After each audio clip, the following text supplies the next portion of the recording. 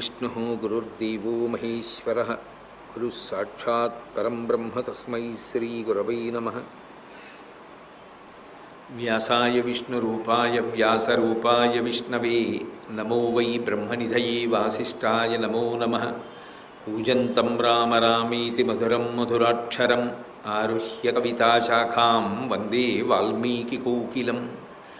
श्रुतिस्मृतिपुराणानाम् आलयं करुणालयं नमामि भगवत्पादशङ्करं लोकशङ्करं। वागर्धाविव सम्पृक्तौ वागर्धप्रतिपत्तये जगतः पितरौ वन्दे पार्वतीपरमेश्वरौ। सुक्तिं समग्रयतु न स्वयमेव लक्ष्मीः श्रीरङ्गराजमहिषीमधुरैः वैदग्ध्यवर्णगुणगुम्भनगौरवैर्यां कण्डूलकर्णकुहराः कवयोधयन्ति। हैमोध्वपुण्ड्रमजहन्मकुटं सुनासं मन्दस्मितं मकरकुण्डलचारुगण्डं बिम्बाधरं बहुलदीर्घकृपाकटाक्षं श्रीवेङ्कटेशमुखमात्मनिसन्निधत्तां। विमलपटी कमलकुटी पुस्तकरुद्राक्षसस्तहस्तपुटी कामाक्षी पक्ष्मलाक्षी कलितविपञ्ची विभासि वैरिञ्ची। मनोजवं मरुततुल्यवेगं जितेन्द्रियं बुद्धिमतां वरिष्ठं वातात्मजं वनरयूथमुख्यं श्रीरामदूतं शिरसा नमामि। आपदामपहर्तारं दातारं सर्वसम्पदां लोकाभिरामं श्रीरामं भूयो भूयो नमाम्यहम्। सिन्दूरारुणविग्रहां त्रिनयनां माणिक्यमौलिस्फुरत्तारानायकशेखरां स्मितमुखीम् आपीनवक्षोरुहां पाणिभ्याम् अळिपूर्णरत्नचषकं रक्तोत्पलं बिभ्रतीं सौम्यां रत्नघटस्थरक्तचरणां ध्यायेत् परामंबिकाम्। हरि ओम। परमेश्वर स्वरूपैన సభకి నమస్కారం। తాను సహస్రాభ ఉద్యత్ అంటే ప్రకాశ ఇంకా ఉదయించబోయేటటువంటి సూర్యబింబం ఎర్రగా ఉంటుంది. అటువంటి సూర్యులు 1000 మంది ఒక్కసారి ఉదయిస్తే ఎంత ఎర్రటి కాంతి వస్తుందో అంత ఎరుపు కాంతి వచ్చింది. మళ్ళీ ఎరుపు కాంతి చెప్పి అప్పుడు చేతులు చెప్పారు, తల చెప్పలేదు. నిజానికి తల నుంచి కదా రావాలి, చేతులతో మొదలెట్టారు. పోని చేతులు తిన్నగా చెప్పలేదు, చేతుల్లో ఆయుధాలు చెప్పారు. రాగస్వరూప పాషాఢ్య క్రోధాకారాంకుశోజ్వల మనోరూపీక్షుకోదండ పంచతన్మాత్ర సాయక 4 ఆయుధాలు చెప్పి మళ్ళీ ఎరుపు కాంతి చెప్పారు. నిజారుణ ప్రభాపూర మధ్య బ్రహ్మాండ మండల, ఆమె తనదైన ఎర్రని కాంతి చేత బ్రహ్మాండములను ముంచేస్తోంది అన్నారు. మళ్ళీ ఎరుపు కాంతి మళ్ళీ చెప్పారు. అంటే చేతులలో ఆయుధాలు చెప్పే ముందు ఎరుపు కాంతి చెప్పారు, 4 ఆయుధాలు చెప్పాక ఎరుపు కాంతి చెప్పారు. ఆ మధ్య బ్రహ్మాండ మండల చెప్పాక ఇప్పుడు తల చెప్పారు. చంపక శోక పున్నాగ సౌగంధి కలసత్కచ, ఆ పూల దండలతో అలంకృతమైనటువంటి ఆమె కబరీబంధాన్ని అప్పుడు చెప్పారు తలని. తలని ముందు చెప్పకుండా ఎరుపు కాంతి చెప్పి 4 చేతులలో ఆయుధాలు చెప్పి మళ్ళీ ఎరుపు కాంతి చెప్పి మళ్ళీ తల ఎందుకు చెప్పారు చెప్పవలసి వచ్చింది వ్యాసుల వారు లేదా వసిన్యాది దేవతలు. ఎందుకు అలా క్రమాన్ని తీసుకొచ్చారు అంటే ఎరుపు ఎప్పుడూ కూడా మార్పునకు సంకేతం. రాత్రి వెళ్ళిపోయి పగలొస్తోందనుకోండి, పూర్వసంధ్య అంటారు. ముందు అరుణోదయం అవుతుంది, సూర్యబింబం రాదు, ముందు ఎరుపు కాంతులు వస్తాయి. ఎరుపు కాంతులు వచ్చిన తర్వాత నారింజ రంగులో వస్తుంది సూర్యబింబం. ఆ బింబాన్నే చూస్తారు, ఆ బింబాన్ని చూసి నమస్కారం చేస్తారు. తత్పూర్వాంగంలో ఏదో అర్ఘ్యం ఇవ్వడం ఇలాంటివి చేస్తారు తప్ప నిజానికి మూర్తి దర్శనం చేసేది నారింజ రంగులో ఉన్న బింబాన్ని ఒక్కదాన్నే కొద్దిసేపు మాంసచక్షువు తట్టుకుంటుంది. అది ఆ రంగు వదిలిపెట్టి కాంతి పుంజుకుంటుంది. పుంజుకున్న తర్వాత ఇక మాంసచక్షువు చూడదు. ఆ అరుణోదయ సమయంలో మొత్తం ప్రపంచం అంతా ఎరుపెక్కుతుంది.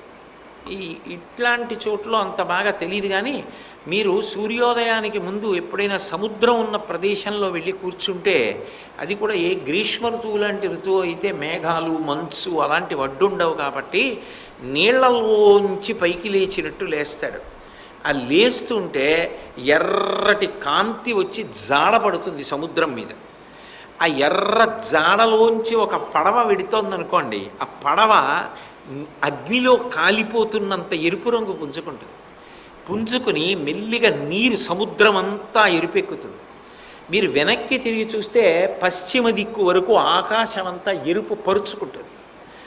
అకస్మాత్తుగా అదంతా వెనక్కి వెళ్ళిపోయి బింబం నారింజ రంగు పుంజుకుంటుంది. అది వర్ణిస్తున్నారు. ఆదిత్య హృదయం చదవడానికి ఖచ్చితంగా అంతే సమయం పడుతుంది. అలా ఇచ్చారు వాల్మీకి మహర్షి. అది ఆయన గొప్పతనం. మీరు ఆ బింబాన్ని అప్పుడు మొదలు పెడితే ఆదిత్య హృదయం అయిపోతే బింబం అలా కనపడాలి. అంత గొప్పగా ఇచ్చారు. అయితే ఎందుకు అలా రెండు వైపులా ఎరుపుని పెట్టి మధ్యలో ఆయుధాలు చెప్పారు అంటే దాని అర్థం ఏమిటంటే ఇది అమ్మవారి కరుణ, మార్పు తీసుకురావడానికి ప్రయత్నిస్తోంది దయతో. మార్పుకి సంకేతం ఎరుపు. అందుకే రాత్రి పోయి పగలొస్తుంటే ఉదయం వేళ ఎరుపు, మధ్యాహ్నం సూర్యుడు నడినెత్తి మీదకి వచ్చి కిందకి దిగడం మొదలెడతాడు కాబట్టి మాధ్యాహ్నిక సంధ్య. అందులో పెద్ద మార్పు ఏం కనపడదు వెంటనే. కానీ సాయంకాలం పగలు కాంతి వెళ్ళిపోయి చీకట్లు వస్తుంటాయి. మళ్ళీ పశ్చిమ సంధ్య, ఉత్తర సంధ్య ఆకాశం అంతా ఎరుపెక్కుతుంది. ఎరుపు వచ్చింది అంటే మార్పు వస్తోందని గుర్తు. అమ్మవారు అరుణాం కరుణాతరంగితాక్షీం ధృత పాశాంకుశ పుష్పబాణ చాపాం. ఆమె ఎరుపు రంగులో ఉంటుంది అన్న మాటకు అర్థం ఏమిటి అంటే శ్రీసరణి అంటారు శంకరాచార్యులు వారి సౌందర్యలహరిలో. గొప్ప మార్పుని తీసుకొస్తుంది. నీకు అసలు ఆవిడ చేతిలో ఉన్న ఆయుధాల గురించి అర్థమైతే నువ్వు ఎప్పుడైనా లలితా సహస్రనామ స్తోత్రం చదవగా ఎప్పుడైనా నీకు మొదట్లోనే ఆ అనుమానం వస్తే, ఏమంటే తల గురించి చెప్పకుండా ఎరుపు చెప్పారు కదా, తల చెప్పకుండా 4 చేతులు చెప్పలేదు, ఆయుధాలు చెప్పారు కదా, ఆ ఆయుధాలు భండాసురవధకి పనికొచ్చేవి కావు కదా, అవి చెప్పి మళ్ళీ ఎరుపు చెప్పారు కదా, చెప్పి తల ఎందుకు చెప్పారు అన్న ప్రశ్న వేసేవాడు ఉంటే, పిలిచేవారు ఉంటే పలికేవాడు ఉంటాడు. అప్పుడు ఎంతో సంతోషంగా దాని గురించి వివరించేవాడు ఉంటాడు. ఎందుకు ఎరుపు చెప్పి 4 ఆయుధములు చెప్పాలి అంటే ఆ ఆయుధముల గురించి తెలుసుకుంటే ఆమె నిజానికి వచ్చింది కేవలం భండాసురవధ ఒక్కటి చెయ్యడం కోసం కాదు, సమస్త మనుష్యులను ఉద్ధరించడానికి వచ్చింది ఆ అవతారం. అందులో ఆవిడ ఏదో గొప్ప సందేశాన్ని ఇస్తోంది. ఒక తల్లి పిల్లలతో ఎంత ప్రేమగా మాట్లాడుతుందో అంత ప్రేమగా మాట్లాడుతోంది. అయితే ఆమె ఈ 4 కూడా పట్టుకోక్కర్లేదు. ఎందుకంటే మీరు ఒకటి బాగా గుర్తుపెట్టుకోండి, ఆవిడ వీటి ద్వారానే చెయ్యాలని ఏం లేదు, ఆవిడ సంకల్పంతో చేయగలదు. కానీ ఆవిడ 4 ఎందుకు పట్టుకుందంటే మీరు అడగాలని. అవి ఎందుకు పట్టుకుంది అని ఎవరైనా అడిగితే దాని గురించి తెలుసుకుంటే మార్పు వస్తుంది వాళ్ళు. అందుకు పట్టుకుంది. అందులో మొట్టమొదట తెలుసుకోవలసిన విషయం, ఆవిడ చెరుకు విల్లు పంచబాణాలు ఎందుకు పట్టుకుంది. తనవి కావు కదా, తనవి కానివి, తను పట్టుకోవలసిన అవసరం లేనివి ఏవి పట్టుకుని మన్మధుడు ప్రపంచాన్నంతటినీ కూడా లౌకికమైనటువంటి కోరికలలో చుట్టేస్తాడో, ప్రత్యేకించి స్త్రీ పురుష సంబంధమైనటువంటి కామోద్విగ్నత ఏర్పడినప్పుడు మనసుకి ప్రశాంతత లేకుండా చెయ్యగలడో, అటువంటి శారీర సంబంధమైన భౌతిక సంబంధమైన ఇంద్రియ సంబంధమైనటువంటి కోర్కెలకి ప్రతీకగా నిలబడేటటువంటి పంచపుష్పబాణములు చెరుకు విల్లు మన్మధుడికి సంబంధించినవి ఆవిడ పట్టుకోవడం ఎంతవరకు ఔచిత్యం, అసలు ఎందుకు పట్టుకుంది అంటే మొట్టమొదటి కారణం ఏమిటంటే ఆయన ఈ చెరుకు విల్లు ఈ 5 బాణాలు పట్టుకుని గర్వం పొందాడు. నేను దీనితో ఎవరినైనా సరే మనసు కదిపి భౌతికమైన కోర్కె వైపుకి తిప్పగలను, వారి యందు కామోద్రేకం కల్పించగలను అని ఒక నమ్మకాన్ని పొందాడు. కానీ శంకరుడి విషయంలో భయపడ్డాడు బాణం వేయడానికి. అంత పెద్ద ఆయన మీద నేను వెయ్యొచ్చా, పైగా తండ్రి స్థానం, నేను ఎక్కడో మనవడి స్థానం, అలా వెయ్యొచ్చా బాణం, తప్పు కదా. కానీ ఇంద్రుడు ప్రోద్బలం చేశాడు, నువ్వు వేస్తే తప్ప పార్వతీ పరమేశ్వరుల పరిణయం అవ్వదు, అయితే తప్ప సుబ్రహ్మణ్యుడు పుట్టడు, పుడితే తప్ప దేవతా సైన్యాధ్యక్షుడు కలగడు, కలిగితే తప్ప తారకాసుర సంహారం జరగదు, పార్వతీ పరమేశ్వరులకు కొడుకు పుట్టాలి. అందుకని బాణాలు వేయి, తారకాసురుడి బాధ పడలేకపోతున్నావు అని ప్రోద్బలం చేస్తే తట్టుకోలేక వెళ్ళి బాణం వేశాడు. ఆ బాణానికి ఉండే లక్షణం ఆ బాణానికి ఉంటుంది. కించిత్ మనోవికారం కలగగానే శంకరుడు తపస్సమాధిలో ఉన్న నాకు మనోవికారం ఎందుకు కలిగింది అని వెంటనే తీక్షణంగా చూశాడు. మన్మధుడు కనబడ్డాడు. ఇంత తెంపరితనమా, నా మీదే బాణ ప్రయోగం చేసేంత గొప్పవాడివయ్యావా అని మూడవ కన్ను తెరిచాడు. ఆ మంటలలో మన్మధుడు భస్మం అయిపోయాడు. ఇప్పుడు మన్మధుడు భస్మం అయిపోతే లోకానికి ఒక పెద్ద ప్రమాదం ఏర్పడింది. ఒకటి, ఇక శరీరములు ఏర్పడవు. ఎందుకని అంటే సమస్త ప్రాణులలో స్త్రీ పురుషుల మధ్య ఆకర్షణ లేనప్పుడు కొత్త ప్రాణి ఉద్భవించదు. కొత్త ప్రాణి ఉద్భవించకపోతే శరీరము రాదు జీవుడికి. జీవుడికి శరీరం రాకపోతే చేసిన పాపాలు పోగొట్టుకోలేడు, కొత్తగా పుణ్యం చేయలేడు. కాబట్టి జీవులందరూ ఆగిపోయారు. వాళ్ళు శరీరాలు పొందడానికి అవకాశం లేదు.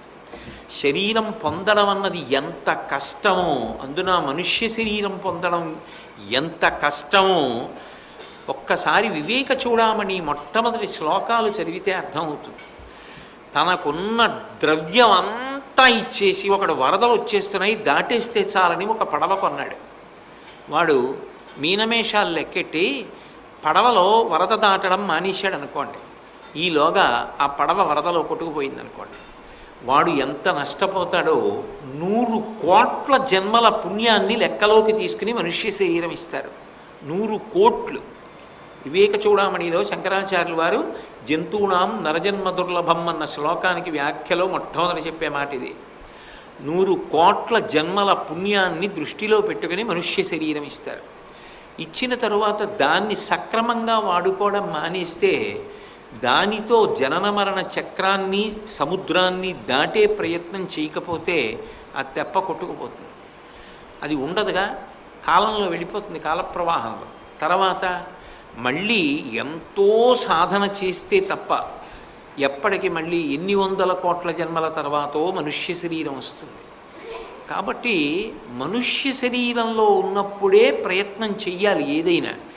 ఈ శరీరము రావడం అనేటటువంటి దాన్ని అనుగ్రహించడం కోసమే మన్మధుణ్ణి ఇచ్చారు.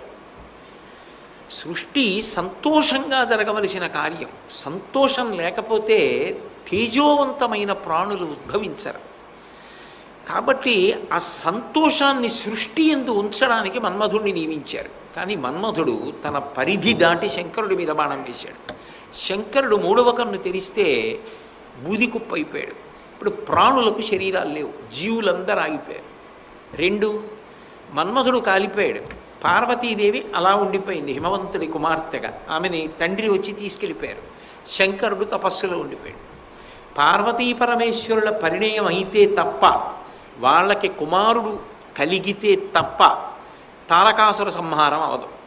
తారకాసుర సంహారం అవకపోతే లోకమంతా తల్లడిల్లిపోతుంది.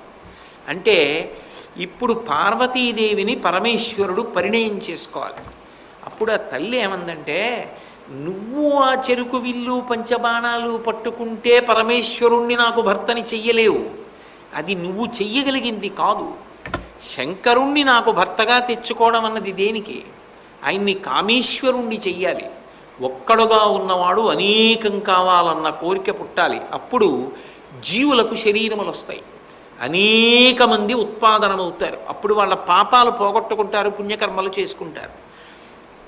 ఆయన్ని తెచ్చి నా పక్కన కూర్చోపెట్టుకోవడం భర్తగా, ఆయనతో తాళి కట్టించుకోవడం, మన్మధుణ్ణి కాల్చిన వాణ్ణి నాకు భర్తని చేసుకుని ఇంతమంది బిడ్డల్ని పొంది వాళ్ళకి శరీరాలు ఇవ్వడం నాకు సాధ్యం.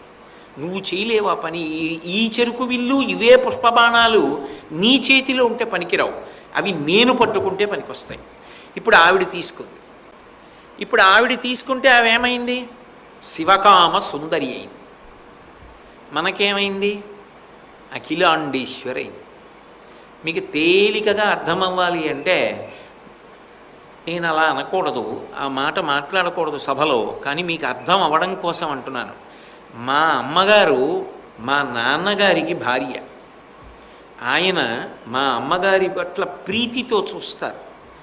నాకు ఆమె అమ్మ, ఆమె పరదేవతా స్వరూపిణి. మా అమ్మ నాకు ఎప్పుడు పూజనీయురాలు, స్మరణ చేత కూడా ఆమె వందనీయురాలు. నేను ఆమె పాదములకు నమస్కరిస్తాను. కానీ మా నాన్నగారు ఆమె వంక ప్రీతిగా చూస్తారు. శివుడికి పార్వతీదేవి శివ కామసుందరి, మనకి అఖిలాండేశ్వరి, మనందరికీ అమ్మ. అంటే ఇప్పుడు ఆవిడ ఆ చెరుకు విల్లు పుష్పబాణాలు పట్టుకుని మనకేం చెప్తోంది? నేను ఇవి పట్టుకోబట్టి శంకరుడు మీకు తండ్రిగా కూర్చున్నాడు, నేను మీకు తల్లినయ్యాను, లేకపోతే ఈ శరీరాలు ఉండేవి కావు. అనితర సాధ్యమైనటువంటి విషయాన్ని మీకోసం నేను సాధించాను. అందుకని నేను కామేశబద్ధ మాంగళ్య సూత్ర శోభిత కంధరానై మిమ్మల్ని కాపాడుతున్నాను. ఇవే చెరుకు విల్లు, ఇదే పుష్పబాణాలు మన్మధుడి చేతిలో ఉంటే గిర్ర గిర్ర గిర్ర గిర్ర తిప్పేస్తాడు. ఇదే చెరుకు విల్లు, ఇదే పుష్పబాణాలు నా చేతిలో ఉంటే తిరుగుతున్న మనస్సు స్థిమితంగా నిలబడేటట్టు చేసేస్తాను. ఎందుకని? ఏమిటా పుష్పబాణాలు? నేను ఇంతకుముందు మీతో చెప్పాను. ఆ 5ంటికి పేర్లు చెప్పాను. ఆ 5 ఏమిటని చెప్పాను పేర్లు?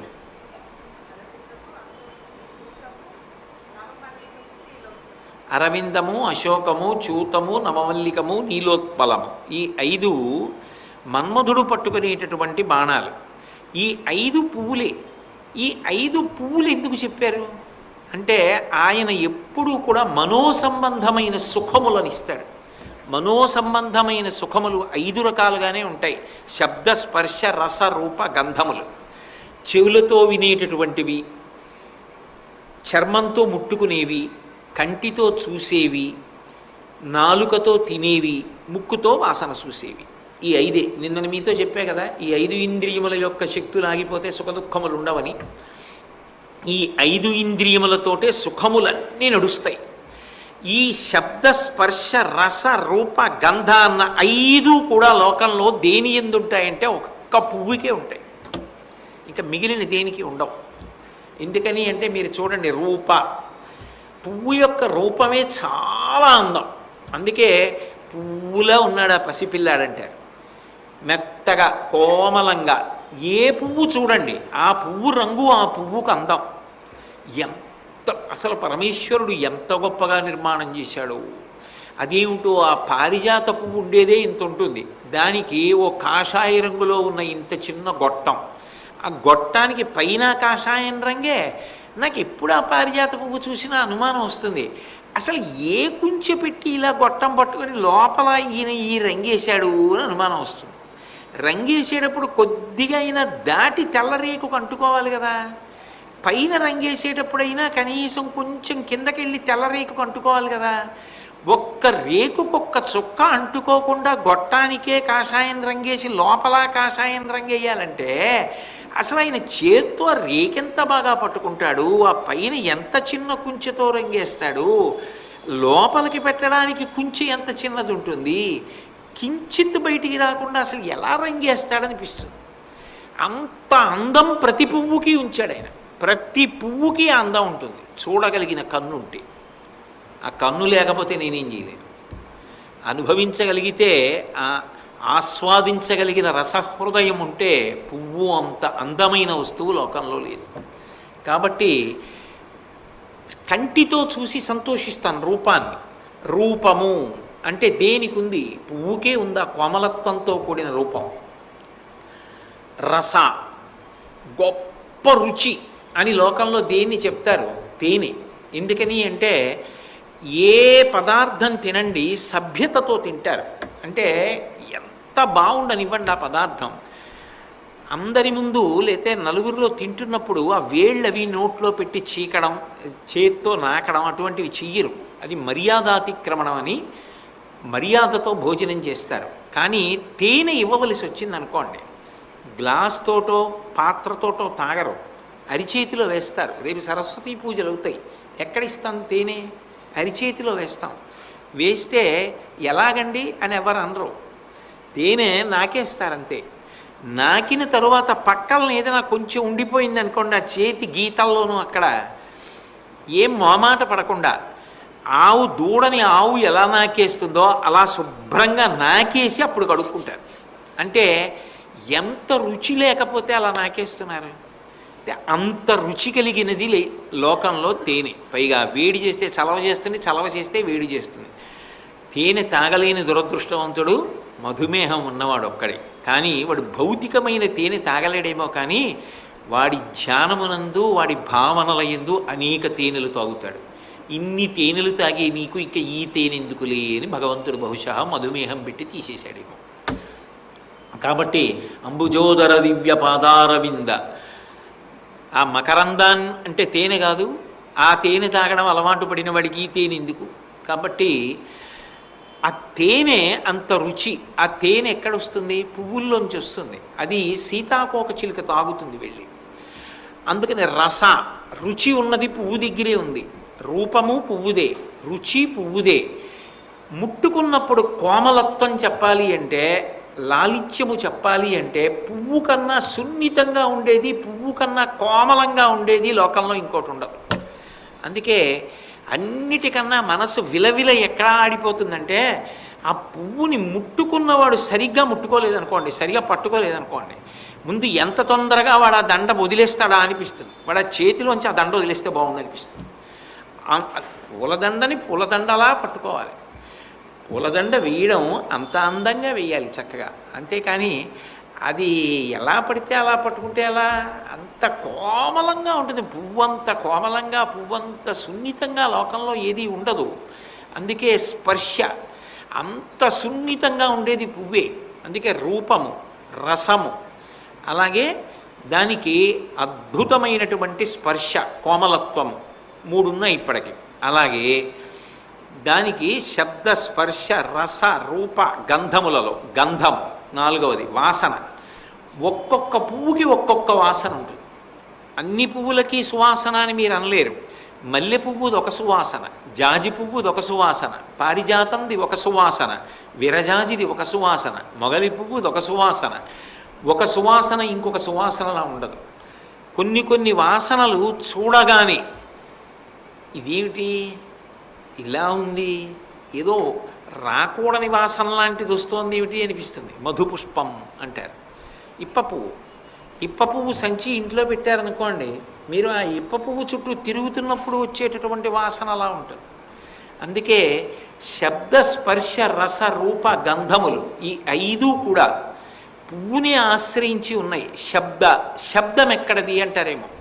పువ్వులకు రూపం ఉన్నది, పువ్వుకి గంధము వాసన ఉన్నది, పువ్వుకి రుచి తేనె ఉన్నది, పువ్వుకి స్పర్శ కోమలత్వం ఉన్నది.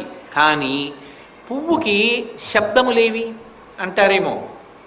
తనంత తానుగా తనకి లేకపోవచ్చు, కానీ తన కొరకు అని చేయబడినవి ఏ ఉన్నాయో అవన్నీ కూడా తనకి సంబంధించినవి. కాబట్టి పువ్వుల కొరకే కదా తుమ్మెదలు చేసేటటువంటి ఝంకారములన్నీ. సభలోకి మహాసహస్రావధాని సరస్వతీ పుత్రులు, లబ్ధప్రతిష్ఠులు బ్రహ్మశ్రీ గరికపాటి నరసింహారావు గారు రావడం నా వరకు నేను వ్యక్తిగతంగా పరదేవతయే వచ్చింది అని భావన చేస్తున్నాను. చాలా సంతోషం అయ్యా, మీకు స్వాగతం. మధ్యలో వీరికి దిగకూడదు కాబట్టి దిగట్లేదు, కానీ మానసికంగా మీకు నమస్కరిస్తున్నాను. కాబట్టి శబ్ద, స్పర్శ, రస, రూప, గంధములు పువ్వుకి 5 ఉన్నాయి. 5 ఉన్నది దేనికి అంటే పువ్వుకొక్కదానికి. తుమ్మెదలు చేసేటటువంటి ఝంకారములన్నీ పువ్వుల కొరకే కాబట్టి ఆ పువ్వు మీద వాలితే ఆగిపోతుంది. అంటే శబ్దమంతా పువ్వు కొరకే. ఇప్పుడు శబ్దము, స్పర్శ, రస, రూప, గంధ ఇవే పంచేంద్రియములు, జ్ఞానేంద్రియములను ఆవహించి ఉన్నాయి. అన్ని సుఖములు ఇవే ఉన్నాయి. ఇవి లౌకికమైతే ఎంతసేపు శరీర సంబంధము, భౌతిక సంబంధము, విషయ సంబంధము అయితే మనసుని అతలాకుతలం చేస్తాయి. మీరు ఒక్కటి గుర్తుపెట్టుకోవాలి, భగవంతుడు ఎప్పుడూ కూడా నిరంకుశుడు కాడు. భగవంతుడు సుఖపడద్దు అని ఎప్పుడూ చెప్పడు. మీరు ఏ సుఖము పొందవద్దు, మీరు ఎంతసేపు నన్నే ధ్యానం చేయాలి, మీరు అన్నీ వదిలిపెట్టేసేయాలి అని అనడు. అలా అనుకుంటే అంతకన్నా దారుణమైన విషయం ఇంకొకటి లేదు. అప్పుడు కరుణారససాగర అన్న మాట అన్వయమే కాదు. మీరు అనుభవించాలి, కానీ ధర్మముతో ముడి విడిపోకూడదు. అనుభవించవలసినది ధర్మముతో ముడిపడి ఉండాలి. అందుకే పురుషార్థములను చెప్పినప్పుడు ధర్మ అర్థ కామ మోక్ష, అర్థము ధర్మముతో ముడిపడాలి. ధార్మికంగా సంపాదించు, ధార్మికంగా ఖర్చు పెట్టు, ధార్మికమైన కోరికలు కోరుకో, ధార్మికమైన కోరికలు తీర్చుకో. ఇది ధర్మచట్రంలోకి ఇముడుతుంది. ఏది ధర్మము అని చెప్పవలసి వస్తే 5 ప్రమాణములు: శృతి, స్మృతి, పురాణము, శిష్టాచారము, లోపల నుంచి వచ్చేటటువంటి అంతర్వాణి. వేదం నేను చదువుకోలేదు, తప్పేం లేదు. స్మృతి నాకు తెలియదు. పురాణం అది కూడా నేను అంత బాగా వినలేదు. పోని శిష్టాచారం, మీ ఊళ్ళో పెద్దలైన వాళ్ళు ఎలా ప్రవర్తిస్తారు దాన్ని పరిశీలించు, నాకు పరిచయం లేదు. భగవంతుడు అందుకే లోపల నుంచి మాట్లాడుతూ ఉంటాడు. నేను ఏదైనా తప్పు పని చెయ్యాలి అని అనుకున్నాను అనుకోండి, అలా ఏదో ఓ బంగారు గొలుసు కనపడితే తీసుకుందాం అనుకున్నాను అనుకోండి, కాల్చనా నీ ప్రసంగం దేనికి? అది తీసి ఎవరిదమ్మా జారిపోయిందని అడిగి ఇచ్చేసేయి. అంతేకాని అది జేబులో పెట్టుకోవడానికి నీకు ఈ ప్రసంగాలు ఎందుకురా? అది లోపల నుంచి ఒక వాణి వినపడుతుంది. అంతరాత్మ ప్రబోధము అంటారు. ఏది లేకపోయినా అంతరాత్మ ప్రబోధాన్ని కనీసం ధర్మానికి ప్రమాణంగా తీసుకోవాలి. శృతి దగ్గర నుంచి తీసుకుంటాను, సమర్థత ఉంది, చాలా మంచిదే. ధర్మము చేత ముడిపడితే, అర్థము కాని కామము కాని ధర్మము చేత ముడిపడితే అదే మోక్షమునకు కారణము. జీవితము ధర్మమయం అయిపోయింది. అందుకే నిజంగా చెప్పాలి అంటే సమస్త వాంగ్మయాన్ని పిండేస్తే వచ్చేవి 2 అక్షరాలే, ధర్మం. ఆ ధర్మం కోసమే సమస్త వాంగ్మయం వచ్చింది. రామాయణం అంతా దేనికి చదువుకోవాలి అంటే ధర్మం పట్టుకున్నవాడు ఏమయ్యాడు, ధర్మం వదిలినవాడు ఏమయ్యాడు. భారతం ఎందుకు చదువుతారు అంటే ధర్మం పట్టుకున్న వాళ్ళు ఏమయ్యారు, ధర్మం వదిలిన వాళ్ళు ఏమయ్యారు. ధర్మం గురించి, ధర్మం విలువ గురించి తెలుసుకోవడానికి. ధర్మం నిరంతరం మారిపోతుంది. ధర్మం ఇప్పుడు ఒక్కలా ఉండదు. కాలమునందు మారుతుంది, దేశమునందు మారుతుంది, ఆశ్రమమునందు మారుతుంది. మీరు ఎవరి ముందు నిలబడ్డారన్న దాన్ని బట్టి మారిపోతూ ఉంటుంది.